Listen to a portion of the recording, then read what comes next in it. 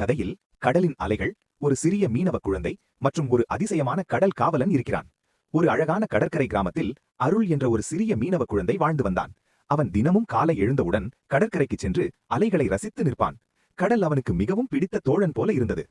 ஆனால் ஒரு நாள் வானம் திடீரென கருமேகங்களால் மூடப்பட்டது. கடல் மிகவும் கொந்தளித்தது. பெரிய புயல் வரப்போகிறது என்று அனைவரும் பயந்தனர். அப்போது சிறிய அருள் கடற்கரையில் நின்று கடலை கவனமாக பார்த்தான். அவன் மனதில் பயம் இருந்தாலும் கிராமத்தை காப்பாற்ற வேண்டும் என்ற எண்ணம் அதிகமாக இருந்தது.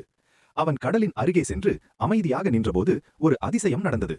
நீல ஒளியில் பிரகாசிக்கும் ஒரு கடல் காவலன் அவனுக்கு தோன்றினான்.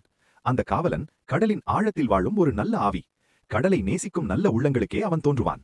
அருள் கடலை நேசிப்பதை பார்த்த கடல் காவலன் அவனை தனது நண்பனாக ஏற்றுக்கொண்டான். புயலை அடக்க ஒரு வழி இருப்பதாக அவனுக்கு தெரியும். பெரியவர்கள், சிறியவர்கள் எல்லாரும் சேர்ந்து வலைகளை பாதுகாப்பாக கட்டினர். படகுகளை நன்றாக கட்டி வைத்தனர். வீடுகளின் கதவுகளை உறுதியாக மூடினர். எல்லோரும் ஒன்றாக சேர்ந்து உழைத்தனர். அந்த நேரத்தில் கடல் காவலன் தனது சக்தியை பயன்படுத்தி புயலின் கோபத்தை மெதுவாக குறைத்தான். அலைகள் மெதுவாக அமைதியானது. கருமேகங்கள் விலகின. சூரியன் மீண்டும் ஒளி வீசத் தொடங்கினான். கிராமம் பாதுகாப்பாக இருந்தது. அனைவரும் மகிழ்ச்சியடைந்தனர். சிறிய அருள் மனதில் ஒரு பெருமை உணர்ந்தான். அவன் தனியாக இல்லை. அவன் துணிச்சலும் கிராமத்தின் ஒற்றுமையும் கடல் காவலனின் உதவியும் சேர்ந்து அந்த பெரிய புயலை வென்றது.